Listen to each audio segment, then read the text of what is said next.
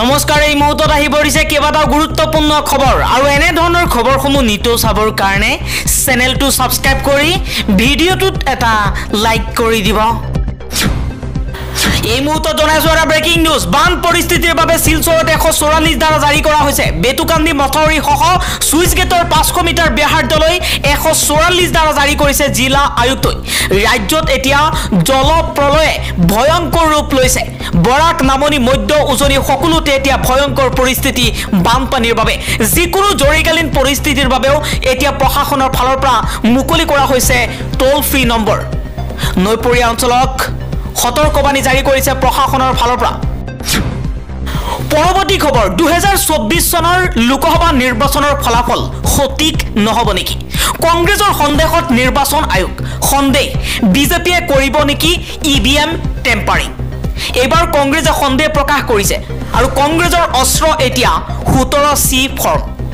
কংগ্ৰেছে কৈছে বিজেপিয়ে চলে বলে কৌশলে 2024 চনৰ নিৰ্বাচনী ফলাফল তেওঁলোকৰ পক্ষত লৈ যাবলৈ চেষ্টা কৰিব আৰু বিজেপিয়ে ইভিএম টেম্পাৰিং কৰিব নেকি বুলিও সন্দেহ কৰিছে কংগ্ৰেছে।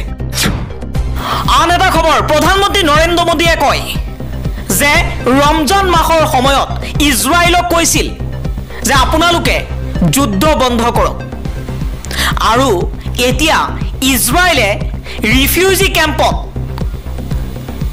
আক্ৰমণ কৰি 45 জনকৈ লোকক হত্যা কৰিছে। কিন্তু এতিয়া নীৰৱ হৈ আছে প্ৰধানমন্ত্ৰী মোদী। মোদীৰ কথাতেই যদি ইজৰাইলৰ প্ৰধানমন্ত্ৰী বেঞ্জামিন নেতান্যাহু উঠা বহা কৰে তেনেহ'লে তেওঁ কিয় যুদ্ধ বন্ধ কৰিব পৰা নাই? এইবাৰ প্ৰধানমন্ত্ৰী নৰেন্দ্ৰ মোদীক লৈ এই প্ৰশ্ন কৰিছে AIMৰ নেতা আছাদুদ্দিন ওৱেইছিয়ে। আছাদুদ্দিন ওৱেইছিয়ে কৈছে 2024 চনৰ নিৰ্বাচনক লৈ এতিয়া এনেধৰণৰ ৰাজনীতি আৰম্ভ কৰিছে প্ৰধানমন্ত্ৰী মোদীয়ে। পৰৱৰ্তী খবৰ, এইবাৰ প্ৰধানমন্ত্ৰী নৰেন্দ্ৰ মোদীৰ বিৰুদ্ধে সৰব হৈ পৰিছে পশ্চিমবংগৰ মুখ্যমন্ত্ৰী মমতা বেনাৰ্জী। একাংশই কৈছে যে প্ৰধানমন্ত্ৰী মোদী ভগৱানৰো ভগৱান। এজনে কৈছে ভগৱান জগন্নাথো তেওঁৰ ভক্ত। যদি তেওঁ ভগৱানে হয় তেওঁ কিয় ৰাজনীতি কৰিছে? ৰাজনীতি কৰা উচিত নহয়। এবাৰ প্ৰধানমন্ত্ৰী নৰেন্দ্ৰ মোদীক লৈ সৰব হৈ এই মন্তব্য কৰিছে। একাংশই প্ৰধানমন্ত্ৰী মোদীক ভগৱান সজাইছে। গতিকে এজন ভগৱানে ৰাজনীতি কৰা উচিত নেকি প্ৰশ্ন কৰিছে পশ্চিমবংগৰ মুখ্যমন্ত্ৰীয়ে। পৰৱৰ্তী খবৰ, বানপানীয়ে এতিয়া ভয়ংকৰ পৰিস্থিতিৰ সৃষ্টি কৰিছে। নগৰ কামপুৰৰ লগতে কচুৱাৰ বিভিন্ন প্ৰান্তত এতিয়া বান পৰিস্থিতি আৰু তেনে সময়তে এবাৰ কামপুৰবাসীয়ে চৰকাৰক আহ্বান জনাইছে, আমাক অৰুণোদয় আঁচনি নালাগে, আমাক মথাউৰি লাগে। বানত মথাউৰি ছিগি যোৱাৰ পিছত উপায়বিহীন ৰাইজে এইদৰে চৰকাৰক মনৰ অনুভৱৰ কথা উল্লেখ কৰিছে। সংবাদ মাধ্যমৰ সন্মুখত কামপুৰবাসীয়ে কৈছে যে চৰকাৰে যি আঁচনি দি আছে এই আঁচনিয়ে আমাৰ কোনো লাভ নকৰে। আমাক লাগে শান্তি, আমাক লাগে বানমুক্ত এখন সমাজ।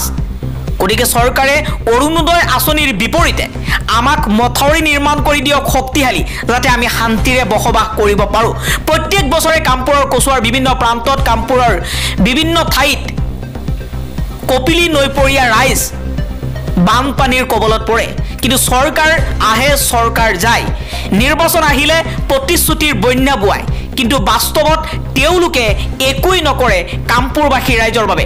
অসমৰ বিভিন্ন প্ৰান্তত চুকে কোণে এতিয়া বানৰ বিভীষিকা আৰু তেনে সময়তে ৰাইজে এতিয়া এটাই প্ৰশ্ন কৰিছে, আমাক কোনো আঁচনি নালাগে, আমাক শান্তিৰে থাকিবলৈ ভাল মথাউৰি বনাই দিয়ক, শক্তিশালী মথাউৰি বনাই দিয়ক, যাতে আমি ল'ৰা ছোৱালীক লৈ শান্তিৰে বসবাস কৰিব পাৰোঁ।